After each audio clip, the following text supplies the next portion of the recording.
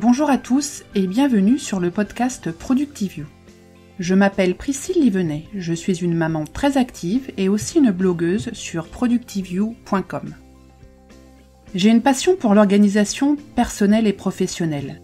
Mon but est de vous aider à mieux vous organiser, à déterminer ce qui est essentiel, à vous concentrer sur cet essentiel et à le réaliser efficacement. Être efficace et productif, ce n'est pas tout faire. C'est faire ce qui compte réellement pour nous en fonction de nos objectifs et de nos priorités. Pour trouver la voie, je partage avec vous mes expériences, mais aussi l'expérience de femmes et d'hommes qui ont su se centrer sur leurs objectifs, leurs rêves et l'ont réalisé. Généreusement, ils nous expliquent leur cheminement et partagent avec nous leurs trucs et astuces. J'aime aussi lire des articles ou extraits de livres qui m'ont touchée et qui ont un lien avec la philosophie de la vie efficace. Voilà, c'est tout cela le podcast Productive You et j'espère que vous passerez de bons moments en ma compagnie.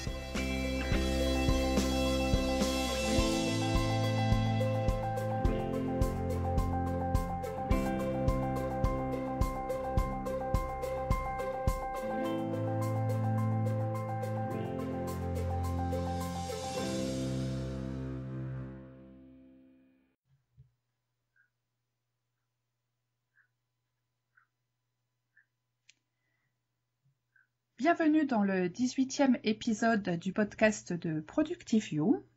Aujourd'hui, je reçois à nouveau une auto-entrepreneur, Mathilde Juan, qui est thérapeute et conseillère en fleurs de bac. Bonjour Mathilde. Bonjour Priscille. Je suis ravie de t'avoir avec moi aujourd'hui et surtout ravie de faire découvrir à mes auditeurs les fleurs de bac que moi j'utilise depuis de nombreuses années.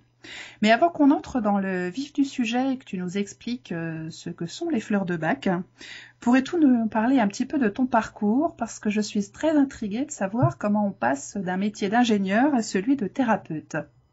Oui, bien sûr, je peux te raconter ça. Écoute, avant toute chose, déjà, je te remercie de ton invitation. C'est vraiment un plaisir d'échanger avec toi sur ces sujets-là. Donc moi, effectivement, j'étais pas vraiment prédestinée à être thérapeute puisque j'ai fait des études scientifiques en suivant un petit peu la voie classique de ma scolarité. Et en fait, je me suis retrouvée ingénieure sans trop savoir comment ni pourquoi. Et rapidement, je me suis dit, ça, c'est pas vraiment pour moi et ça va pas le faire longtemps.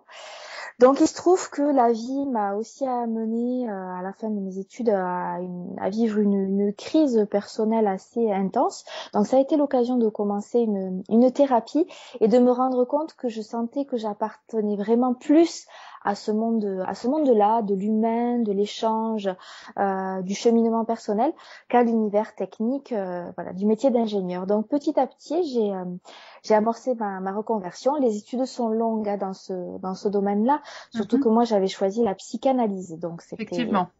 Voilà, c'est pas le raccourci vers le métier de thérapeute, c'est plutôt la version longue.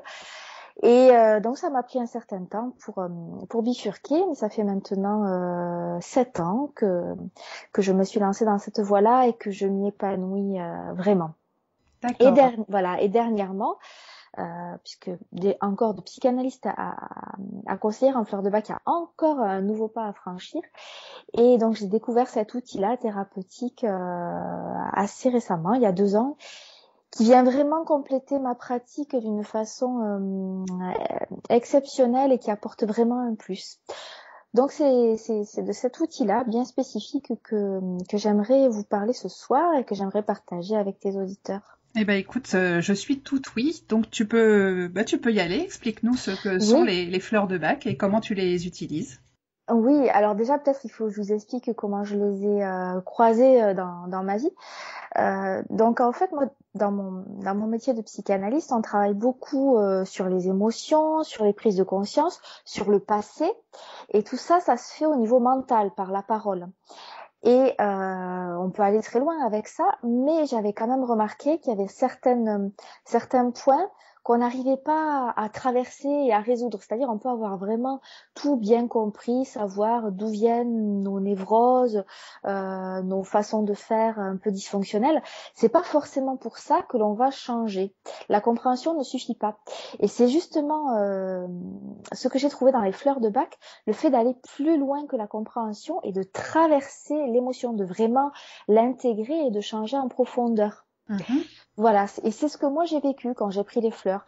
C'est-à-dire qu'après 10 ans d'analyse, quand même, j'avais bien déblayé le terrain, on va dire, hein. Mais il restait, voilà, il y avait encore des noyaux qui restaient un peu irrésolus, qui étaient encore des points de souffrance dans ma vie. Des points durs. Voilà, des points durs. Bon, alors il en reste encore, hein, je te rassure. Hein, on en a tous des tas. Exactement. Hein. Mais les fleurs de Bach m'ont permis quand même de travailler sur certains points qui étaient vraiment pénalisants dans ma vie de tous les jours au niveau émotionnel.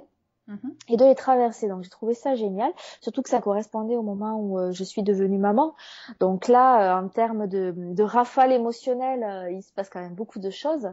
Et ça m'a accompagnée d'une façon merveilleuse. Donc tout de suite, j'ai eu envie de le proposer à mes patients, aux personnes que j'accompagne. Et j'ai observé la même chose, c'est-à-dire comme un espèce d'accélérateur de thérapie. Une façon de vraiment traverser sans se retourner et passer à autre chose sur des points douloureux.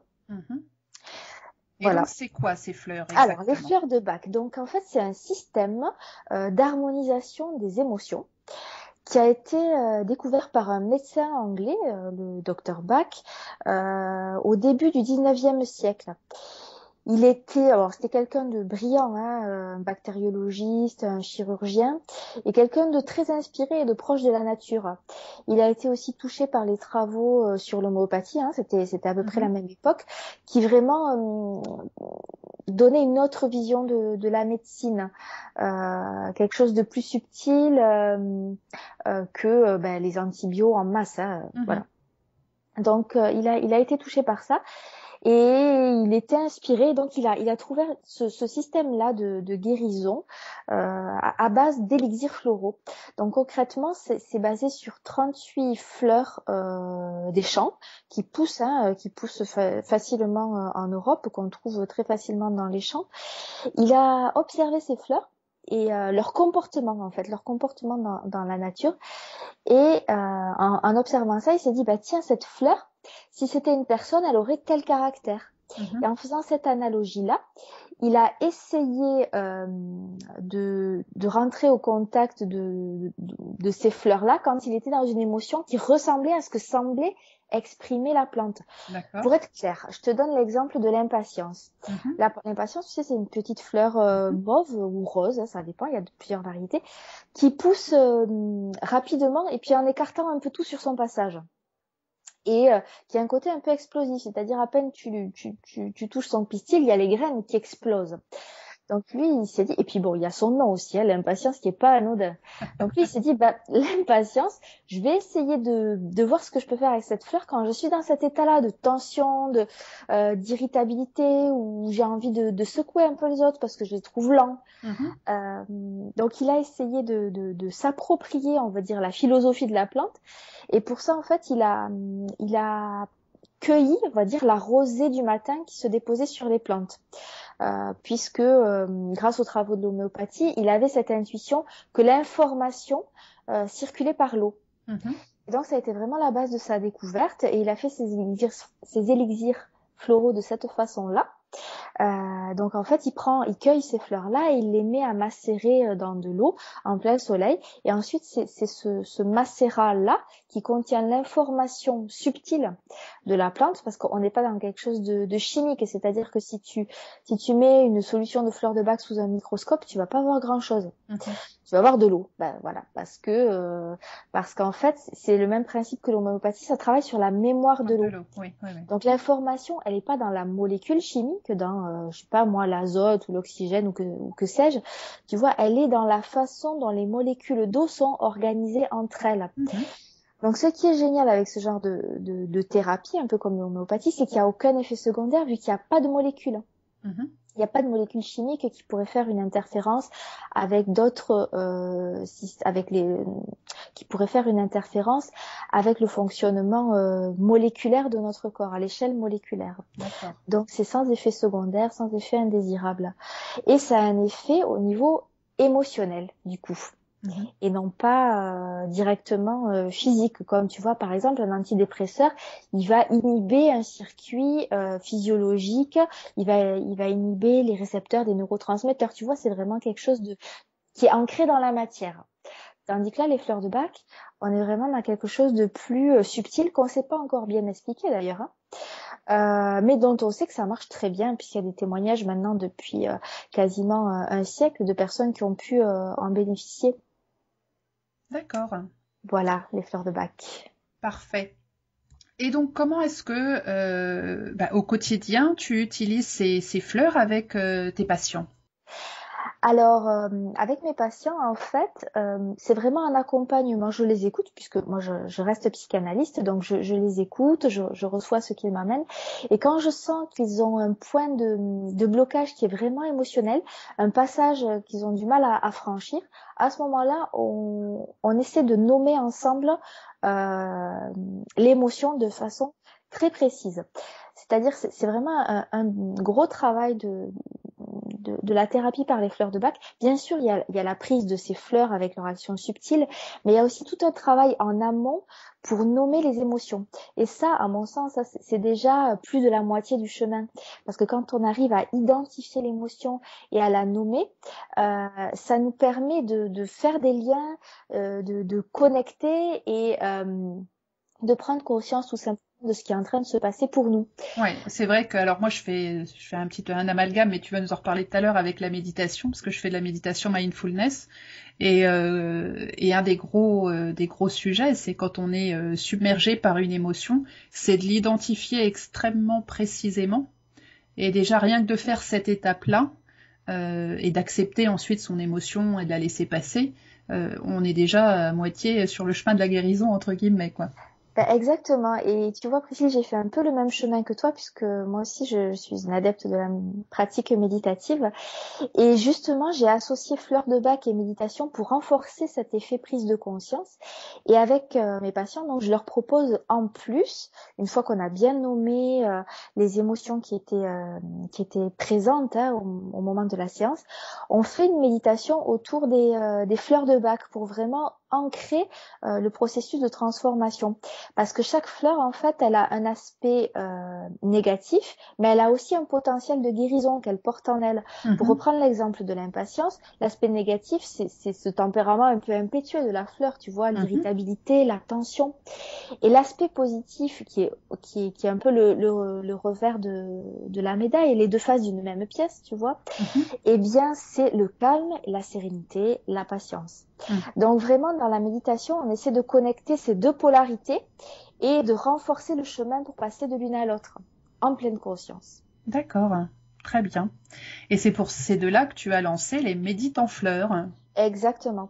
Alors c'est venu de là, c'est tout à fait ça. Donc médite en fleurs, c'est la technique que j'ai développée qui associe méditation et fleurs de Bach. Et en fait c'est pour renforcer l'effet des fleurs, le catalyser, on va dire, pour vraiment être pleinement conscient. Et j'ai remarqué que c'était un accélérateur. Alors déjà les fleurs de Bach c'est un accélérateur de thérapie et médite en fleurs, ça vient encore renforcer, consolider ces prises de conscience là et les faire tenir sur le long terme. D'accord. Et puis il y a autre chose aussi, c'est qu'il faut dire que ces fleurs de Bach, elles ont un coût. C'est un flacon de fleurs, c'est en moyenne entre 10 et 15 euros le flacon. Et on peut en prendre jusqu'à 7 en même temps. Ouais. Donc bon, la note peut vite monter. Et bon, et puis surtout, on ne peut pas avoir tout le temps sa mallette de fleurs avec soi, avec la bonne fleur qui va bien au bon moment. Donc j'ai eu cette idée-là, oui, de créer des méditations pour chaque fleur, parce que je l'ai fait pour moi au début, elles sont dans mon téléphone, donc je sais qu'elles m'accompagnent partout. Et quand j'ai besoin d'une fleur, j'écoute la méditation associée.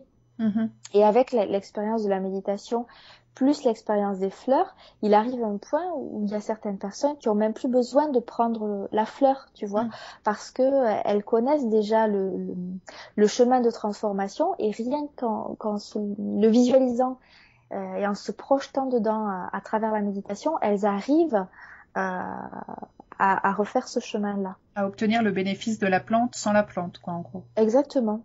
Très bien. Et ces méditations, elles sont disponibles sur ton site ou tu les donnes juste à tes patients? Enfin, ça se passe comment? Alors pour l'instant, elles sont en construction. D'accord. Voilà, j'en ai fait quelques-unes, mais